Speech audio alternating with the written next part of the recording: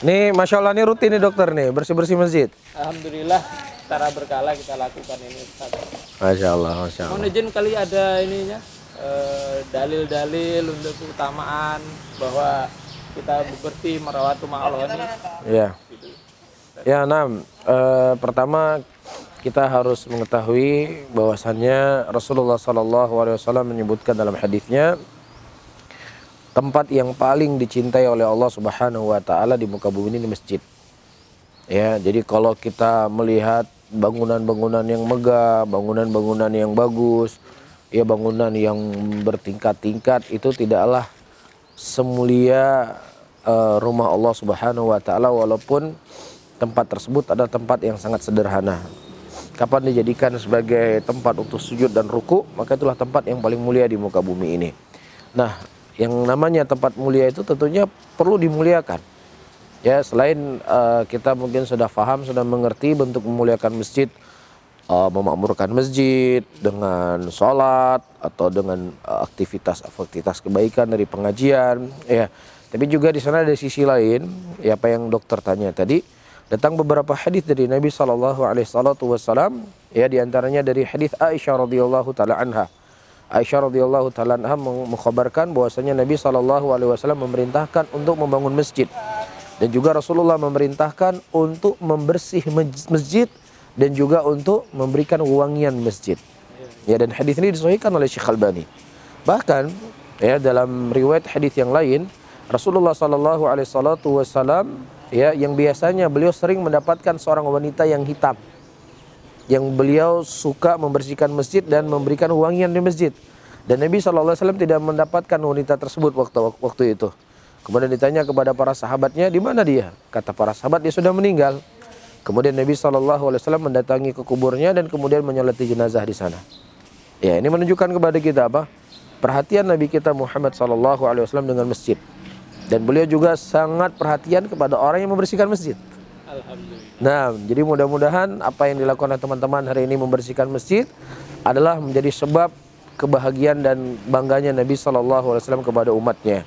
Dan juga dalam hadis yang lain, Rasulullah SAW mengatakan, ya, orang yang mereka membuang dahak di masjid, ya, itu adalah sebuah kesalahan, dan kafarohnya dengan dia menanamnya.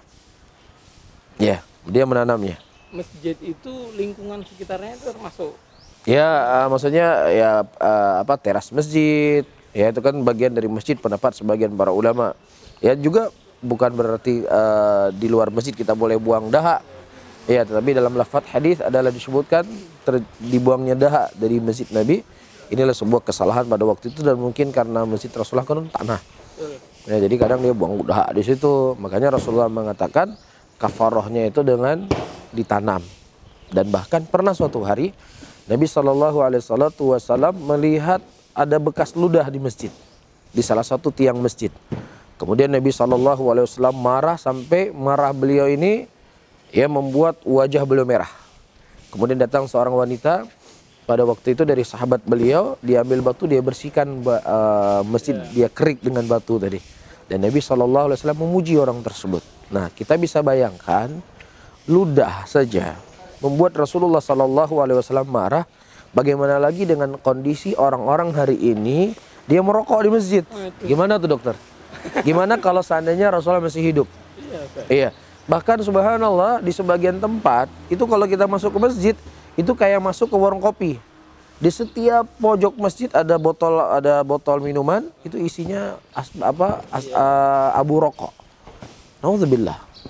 Iya, ini kan sesuatu pelecehan kepada masjid. Terkadang orang-orang Masya Allah benci ketika masjid dilecehkan, benci ketika ini dan itu, tetapi subhanallah tanpa sadar dia mengotori masjid. Ya, pada Rasulullah SAW juga menyebutkan dari hadis yang lainnya bagaimana beliau sangat memuliakan masjid. Ya, man akala basalan aw qurathan fala yuqarribu masjidana. Barang siapa yang seseorang makan bawang putih, makan bawang merah, jangan dia mendekati masjid kami. Jadi orang yang kita ketahui pendapat yang sahih dari pendapatnya para ulama, sholat berjamaah itu bagi kaum laki-laki kan wajib.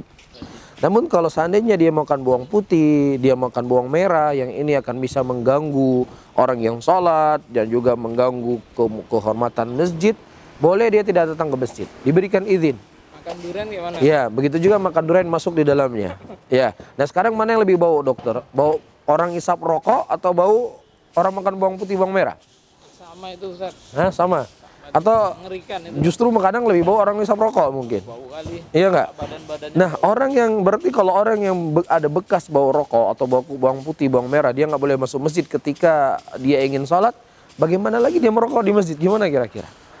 Ya ini tentunya sebuah pelecehan kepada rumah Allah Subhanahu wa taala, dan mungkin seperti yang saya sebutkan tadi, kalau Rasulullah hidup di zaman sekarang, mungkin beliau akan sangat marah. Sekarang mana ludah sama rokok? Kan ludah sangat ringan, tapi ludah saja membuat Rasulullah SAW sangat murka. Tetapi justru kita lihat orang-orang hari ini kuburan malah lebih dimuliakan. Bersih wangi Ustaz. Ya, bersih wangi, bahkan kuburan hari ini seperti pelaminan. Ya, jadi kadang pelaminan itu kalah mewahnya dengan kuburan. Iya enggak?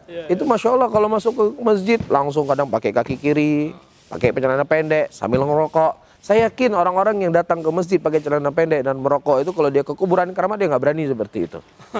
Iya, dia pasti akan lebih memuliakan, pasti akan lebih mengagungkan kuburan tersebut, dan naudzubillah ya, ini adalah sesuatu yang terjadi pergeseran. Ya, terjadi pergeseran pengagungan terhadap syariat Allah Subhanahu wa taala. Mudah-mudahan Allah mengampuni dosa-dosa kita dan mengampuni dosa-dosa mereka, dan ini pentingnya dokter untuk kita menyebarkan dakwah. Ya, menyebarkan dakwah, dan juga salah satu kebaikan yang bisa kita lakukan, kita balas kepada pengurus masjid. Nabi SAW mengatakan, la yashkurullah man la yashkurnas, tidaklah seseorang itu dikatakan bersyukur kepada Allah ya sampai dia bersyukur kepada manusia. DKM Masjid mungkin telah memberikan izin kepada kita untuk buat pengajian di sini setiap hari, ya sehingga dari kebaikan yang kita lakukan adalah kita mungkin apa yang bisa kita buat, kita bersih-bersih. Ya, kita pakai minyak wangi. Nah, nanti dokter bisa makan bukhur, dokter. Jadi kan tadi kita Rasulullah kan toyib, diberikan wangian. Jadi kalau di Arab itu kan ada bukhur namanya. Nah, itu jadi orang masuk masjid itu nyaman jadinya. Seperti itu. Nah, barakallahu fiik.